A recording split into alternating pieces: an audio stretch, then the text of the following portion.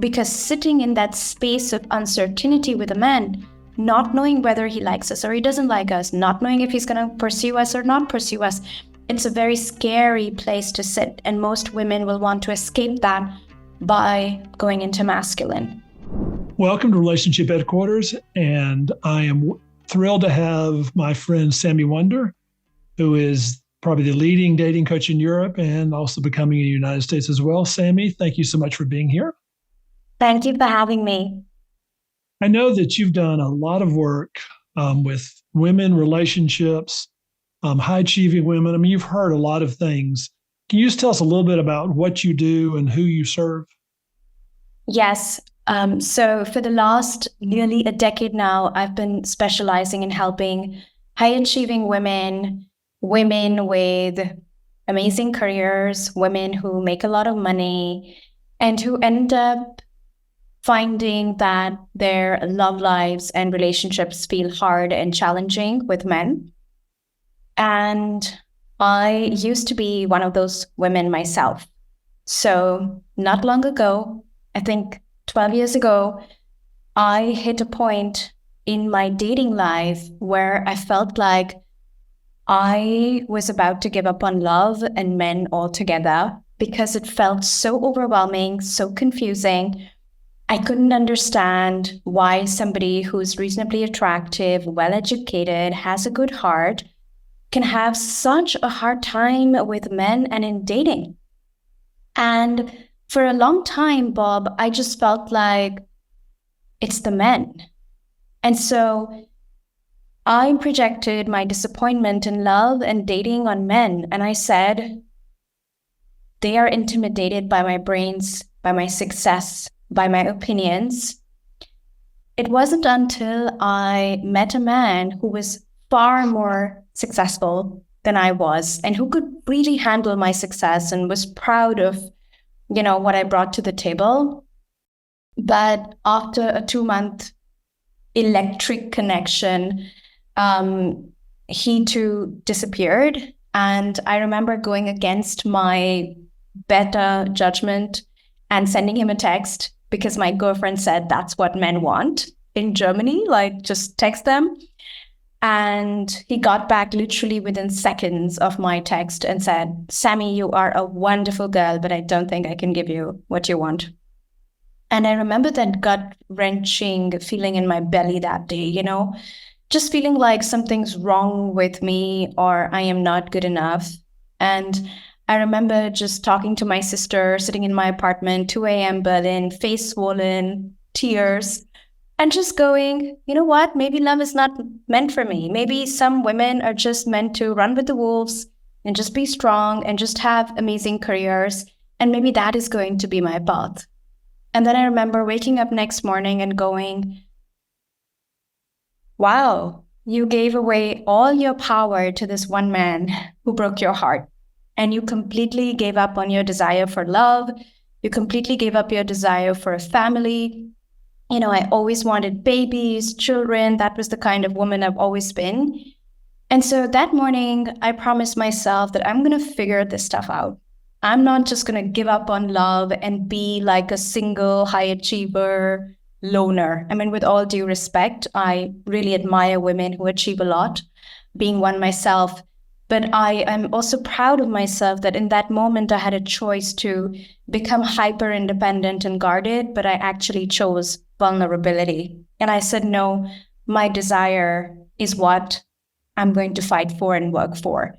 And I remember you were one of the experts I really resonated with and studied, apart from, some other stalwarts in the industry. And I just, like a good student, dived into understanding love and romance. And within a year, I saw my love life change by like an entire 180 degrees. I started to rotationally date, not rotationally sleep, but rotationally date. I met a lot of great guys who treated me really well. I went out on connection dates. And I started to see like all these patterns unfold, which I was suddenly able to recognize and wasn't able to recognize before. So like the men who bring out the chemistry in you, the men who feel boring, the safe men where you wish they were a little they had a little more spark. The unsafe men, the cold and hot men, the emotionally unavailable men. And so it was almost like everything I had learned, I was seeing that in practice and in real life, and I was finally able to make better decisions. And I could date from a place of self-worth, date from a place of feminine energy. I was a lot in my masculine before this. Speak my truth, draw my boundaries. I attracted my incredible, loving husband, Chris, in that 1 year. And he proposed to me within 9 months. I was never a girlfriend. I went straight from seeing him to being his wife or fiance.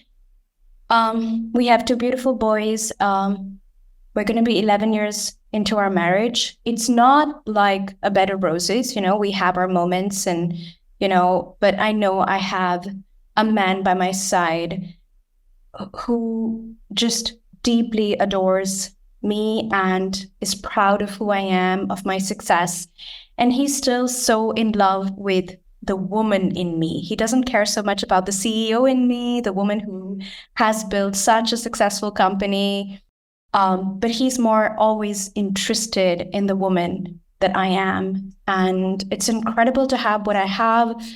And you've seen my company grow all these years. You and I, we've, been together. You were one of the first people to, really see what I was bringing to the table. And I find that so valuable about our relationship. And today, I have developed a 6-step love success framework, which is what I take my clients through when they come to us. And it is basically a step-by-step process on the exact steps I took to attract my own amazing husband without dumbing down or playing small or doing any of those things. And it has led to 950 plus client engagements now. So we know we have a repeatable process that is working very powerfully for the women who are following it. Well, that's quite a journey, especially from where you began to now. And you said a few things there that I wanted to follow up on. One of them, I think, is I know you said you have a process, but I find oftentimes that sometimes folks think of a process as just simply things I do without having to be vulnerable or without having to be authentic. And I think even in the program you're talking about that there's a marriage between those two of, yes, it's a process and it does require looking inside or paying attention or setting boundaries. How do you see that? I think that's such a brilliant question, because I think what you're pointing out is the importance of embodiment versus just mentally doing the work. And I think this makes all the difference when it comes to results, because you can see when a woman is doing the work through her head. And so when you do your work, you do the feminine energy work through the head, you will not text a man first, you will not call a man first, but you will still check your phone all the time. You will be anxious, is he writing to me or not writing to me? You will start to wonder, does he like me? Does he not like me? If he doesn't end up texting or calling, you will feel like something's wrong with you. And so a lot of women can look like they're doing the work of feminine energy and they're being in their feminine, but they're actually just doing it from their heads and they're not really embodied in it. Because once you're embodied in it, you don't just lean back in your feminine as a game or a ploy.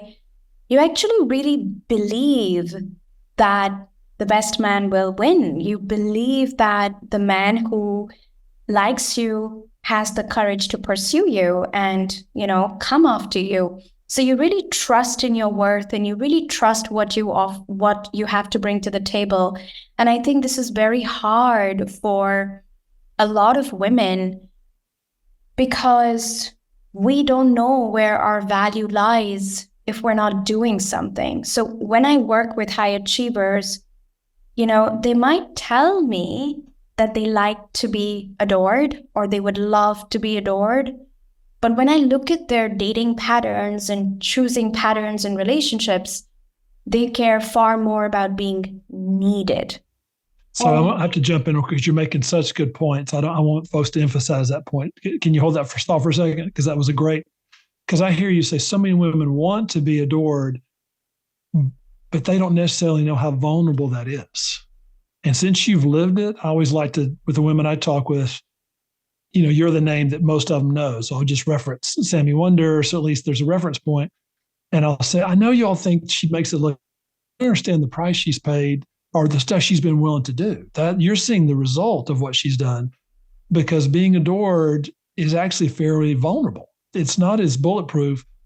Could you just remind of them of that? Because I know what you're talking about, but just those that are listening, so the preparation that goes into, if I'm going to be adored, really thinking and realizing what that's like to have a man pursue you like that and want to know all of you, not just the fun parts you want to see. I think it feels very vulnerable. So let me just give some examples to make this concrete.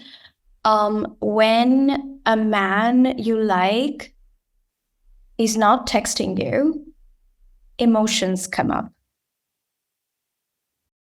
And either you will be able to sit with those feelings and self-regulate and, be there for your little girl who's feeling unsafe or not good enough or not pretty enough or not young enough or whatever that not enough is coming up. Or you will become strong, you will shut down the emotion, and to cope with that feeling, you will go into your masculine and you will do something about it. And the doing is what takes you out of vulnerability. It makes you send that text, make that call to the guy, and it makes you feel in the moment temporary relief because suddenly your anxiety is gone. And then you go into your head and you reason, I'm a strong modern woman of today. We live in an equal world. This one text, this one call is not going to ruin the connection. And so basically, in love and in dating, we are avoiding vulnerability because sitting in that space of uncertainty with a man, not knowing whether he likes us or he doesn't like us, not knowing if he's going to pursue us or not pursue us, it's a very scary place to sit. And most women will want to escape that by going into masculine. So another quick example is from my own dating process. When I sat in front of my husband and he said to me, "Will you be my girlfriend? What we have going on here is really amazing," at 2 months. And I was like, "What do you mean girlfriend?" He's like, "Well, girlfriend, like, you and I together, exclusive." And I said, I did that in college. And at this stage of my life, I'm not looking to do boyfriend, girlfriend with any man. I'm looking to be wife. I'm looking to be a mother. And, unless I am the one for you, not just the one for now, but the one, I feel like it's fair that we keep seeing each other, but I also keep my options open. Now, I cannot tell you, I make it sound so simple, but it was anything but simple in that moment because I liked this man. I was attracted to him. I really In fairness, it was simple, but it wasn't easy, right? No, it wasn't easy at all. Yeah. I felt the fear of losing him. I liked him. I wanted this to work. And guess what? He went completely silent on me for 3 days after this. And I thought, it's over. I thought, that's it. So I call it the no girlfriend speech in my work. And I was like, this is over. He's gone. And then on the 4th day, I get a text saying, "Hey, should we meet and talk more about what your vision is and how does one get to know each other if one is not exclusive, and how does one lead to marriage without spending more time with each other?" So I could see that in that space he took, he was thinking about what I had said. And of course, my scared little girl wanted to jump in, apologize, rescue, take my words back, sort of take his pain away in a bit to actually take my own pain away. And then I had to just sit in the discomfort of that. And so it looks easy on the outside. It is anything but easy. And the women who really follow the work, do the love success framework, they have to be brave. I call it you have to live it brave. You have to be embodied in the work, and you have to be willing to sit with your uncomfortable emotions and fears and not act and react on them. So when you're describing that, and the way you describe it, it sounds like it almost happened yesterday. So I can tell how vivid it still is. is, has your husband told you what that was like for him? My translation, when a man, whether he uses these exact words or not, is, what is this magic that you're doing? Because we don't know how to describe it really well. We feel it. And so when you're talking about 3 days, I have a really good idea of what he was thinking and feeling. But has he told you on his end, like, what that was like? Because he wasn't telling you in the moment, but like now that you're married, and when you look back over a glass of wine, he says what? Yeah, he thought it was crazy. It drove him insane. And it brought up all kinds of difficult emotions in him, like anger, frustration, disbelief, and then at the same time, competitiveness and like higher testosterone and like wanting to get this right. And, like it was captivating. It was captivating, wasn't it? And I love the idea of you mentioning about the need to be brave and your conviction going into that of, I'm tired of dating. And I know you and I've shared, you were the first one I'd ever heard of saying rotational date. And I still remember one of the first conversations, which was, I said, you actually tell clients not to like be boyfriend, girlfriend until they're engaged. And you said, well, I mean, those that want to get married.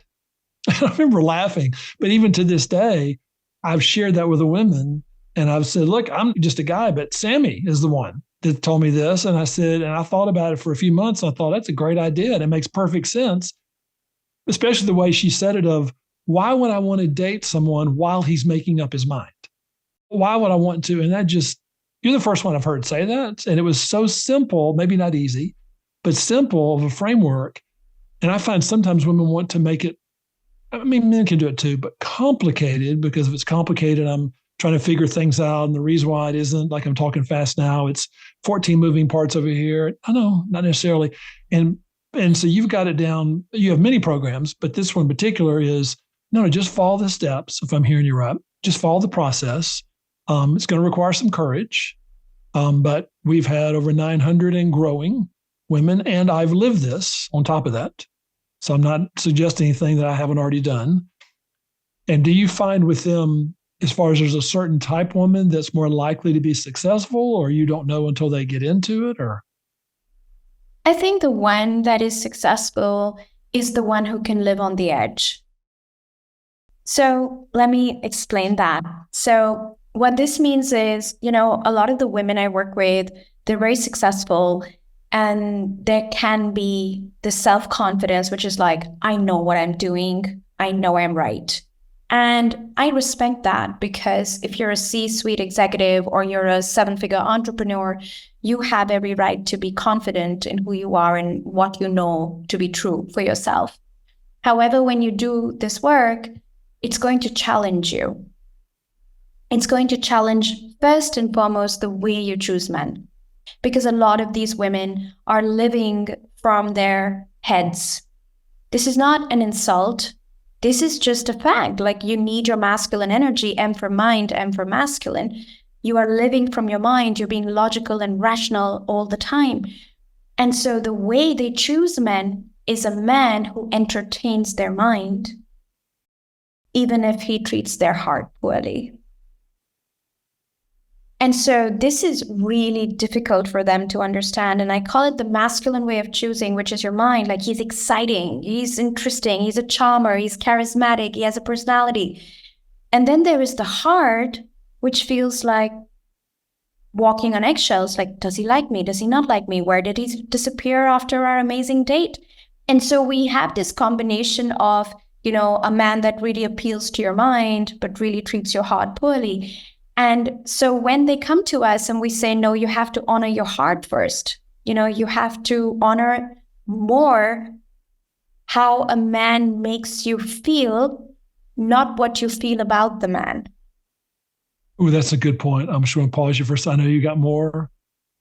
I'm just letting that set in for a second, because that's such a distinction. And I like how you made it simple to understand. I'm not saying it's easy for those listening. It may be hard. But how we treat your heart comes first. Okay, keep going. I'm just pausing for emphasis. You want to choose a man not based on how you feel about him, but how he makes your heart feel. So what you feel about him is, oh my God, he's so hot. He's so interesting. But this is about how he makes you feel. So is he really there? Is he really emotionally available? Is he reliable? Is he stable? Is he present? Does he take action? And most of the times, the men we feel the hot for are the ones who are actually making us feel terrible. But we're not in touch with our own hearts. We're not in touch with our own feelings. And so our mind keeps chasing and pursuing these men as interesting men, whereas our heart feels lonely and trampled upon. And so the woman who succeeds with the work is the woman who has the capacity to live on the edge for some time before the new idea that we're seeding in around how to choose men actually lands for her.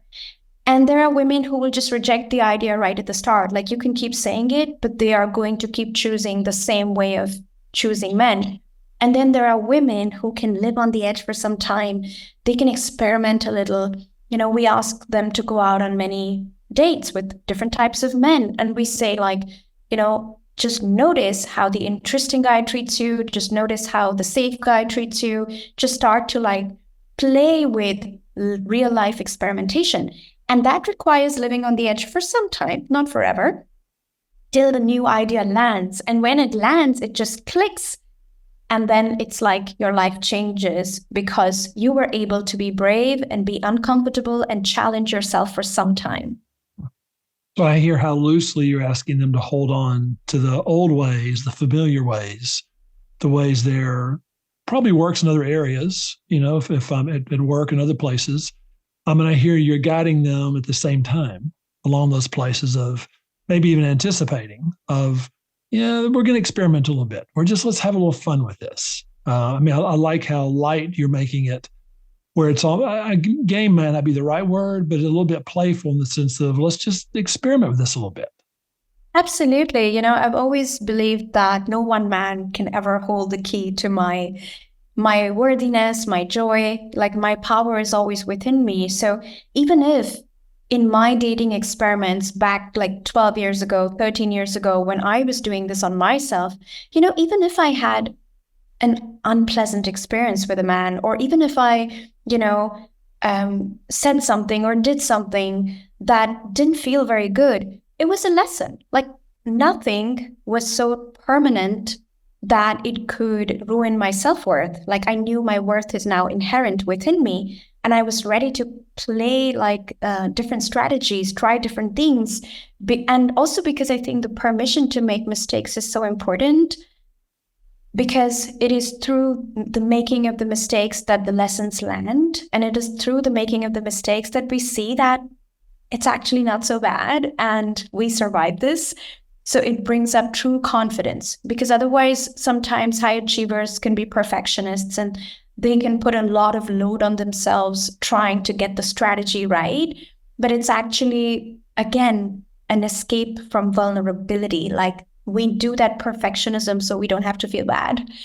And so the more you can just sort of, be authentic, play, try different ways of talking, experiment with different ways of being around men and be in the company of men. Like, one of my core tenets in Elevate, which is my signature group coaching program where we help women implement the love success framework and attract healthy men, is ladies, divas, enjoy being in the company of men, because men are wonderful creatures. Now, this itself is triggering for many women, Bob, because they've been hurt by men, burned by men, abused by men, used by men. And so just hearing that the company of men is pleasant and wonderful can be triggering to those of us who have not made our peace with the opposite sex.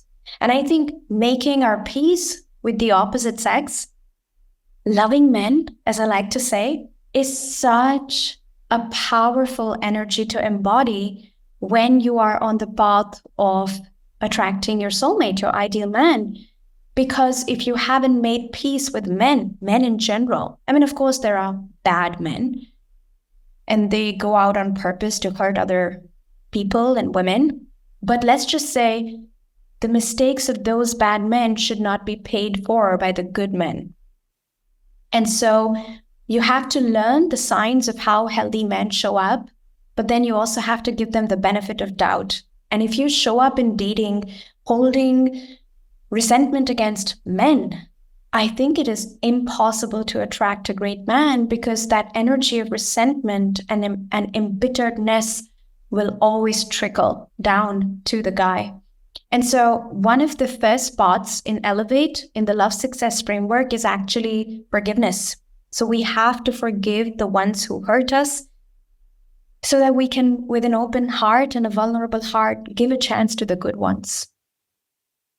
I know when you mentioned about being authentic and especially forgiveness at the end, one of the things I hear is from that framework, because men have hurt me, the presumption is there's men, which can be scary, but I want a good man. And the emphasis seems to be that there's these few good men, maybe you count them on one hand, and I just want your help helping me find the few good men. What I like and appreciate as a man about what you said is men in general are good. Protect. Men like to care for. Men like to show off. And then there's some bad ones. There's some awful ones out there. But as a whole, men's nature is to be protective. It is to take care of, is to provide. And we like that. And we don't, and that's the exception. And that seems like that would be, at least some of the women I've talked with, and it sounds like with you, is that's the big shift, as opposed to that's the norm, is men in general are wonderful. I mean, I could do the same thing with women. If I'm talking to guys, women are wonderful. They're manipulative. I mean, there's some that are, but in general, women are wonderful. They're just, and you keep wanting to try dating them. So, I mean, if you think they're so bad, why would you do that? So, and I can see how that would be a shift for others, but also how freeing it would be, because then I don't have to find those handful, that one in a million, or that needle in a haystack of, oh gosh, that I missed my one chance. They won't come along. Oh, see, you're laughing, at least those that are listening. She's laughing because it's obvious to Sami that there is no needle in a haystack, that there are plenty of good as once in a lifetime. At least I don't believe that. So in listening to that, that's so refreshing to hear that. And I can see how freeing that must be for those that you talk with. Absolutely. And I think when I look at a man, I like to give him the benefit of doubt. That is like my stance, unless he proves otherwise. And I think most women go with a guard up on their heart, and they assume he's guilty unless proven otherwise.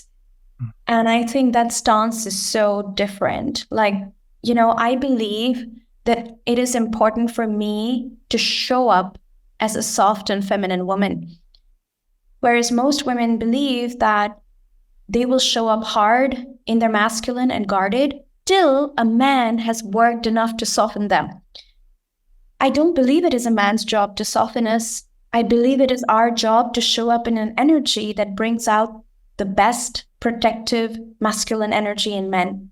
And I'm a happily married woman, but the male friends I have, I feel like, they're all pouring into me. They all want to care for me, drive to me, pick me up from the airport, bring me to my workplace. Like, they're always ready to help. And it's not because, I show up guarded and like, prove yourself to me before I let my guard down, but I just show up in my soft feminine energy, and it brings out the best in men. And I don't know if your husband, if you figured this out intuitively, how that comes across to a man when my guard is up, you're auditioning now to prove that you're so, and be awful and horrible. I mean, I know no one says it that way. I know those aren't the words. Yeah. I think the word would be unappealing. Like if I would ask to Chris, what does it feel like when a woman is really guarded? He'd say unappealing. I wouldn't want to know her more. And there is a emotional unsafety about her where I don't know, like I can't place her. And when I can't place her, I don't want to work so hard to try and place her. Like this is too much work. And it feels unsafe because I don't know when in the process she's going to disrespect me or emasculate me. And so I'm literally not interested. Yeah, I hear it's the opposite of being inviting. So I know there's much more, but you also particular program for our listeners, and we're going to link this in the bottom. If you're on YouTube, it'll be in the description. If it's in the podcast, you'll see in the show notes at the bottom. But you have a 30-minute fast-paced video training that reveals the process behind the 950 plus. Again, that's the time it's recording. It may be more, depending on you watching this. That were engaged to empower masculine men. Tell us a little bit about that, please. Yes, Bob. So basically, my expertise lies in helping my clients get fast results. So as you very nicely said, we like to overcomplicate love. And while I do believe that women need to do inner work, as a love coach, my job is not to reach some glorious destination where a woman has done all the inner work possible. My job is to just do the exact amount of inner work that is needed to help her hit her goals, which is to get married, to attract a healthy man, to be a healthy partner herself. And so in this 30-minute training, I basically reveal how easy the process is. And, right from what is the mindset I need to start opening myself up to men? Where do I meet men? When I meet them, what happens next? How do I show up on a first date? How do I build emotional attraction to get to mid-level dating? What are the standards, boundaries I need to hold in order to get to the commitment process? And so basically, it's early dating, mid-level dating to commitment. So this is what this training is about. And it's 30 minutes because I work with busy women and nobody wants to yawn through 90 minutes of theory. So this is really fast-paced and it reveals my process. And at the end of the training, if women want to understand how we can help them with their specific situation, they're welcome to book a call with us. That sounds like a wonderful introduction, and where someone can get just what they need. And if they need or want more, that you're available for that as well. So I know you're you're everywhere from Instagram, and we'll put those links in the bottom as well. Thank you for coming on. And is there anything, depending on who's listening or watching, that you would want to tell the women closing? I would like to say that pay attention to your love life. I would like to say that it is a myth that you can't have it all, that you have to choose one, a career or a great guy and family. I think you can have it all and create your love life intentionally. Like, don't leave it to God, fate, the universe. Just like you don't leave your business to God, fate, the universe. Just like you take care of your body, you don't leave it to God, fate, the universe. Don't leave your love life to God, fate, the universe. Like, be intentional about it. Do the work. Create it intentionally. I truly believe that my husband came when I became intentional about attracting him. And I feel the same way about all my client success stories. There's always those women for whom, love stories happen on a plane or a train or somewhere on a holiday. But those cases are few and far in between. Where people really succeed is when people get intentional about what they're creating. Oh, those are wise words. Well, thank you for coming on. We'd love to have you back. It's always nice to see you. And for those listening, be sure and check out Sami. She has been someone that not only has been teaching us, but she lives it as well. And so thank you for joining us here. And we'll look forward to seeing you next time.